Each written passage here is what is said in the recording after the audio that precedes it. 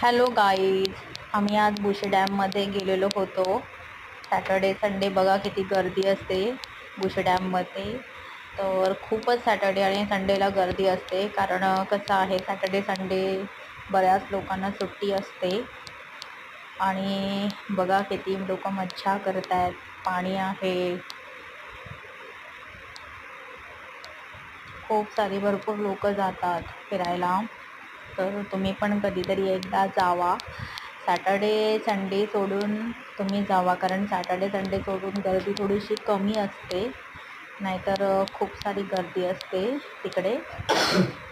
बघा पाणी वगैरे किती आहे, पाऊस पण पडत आहे.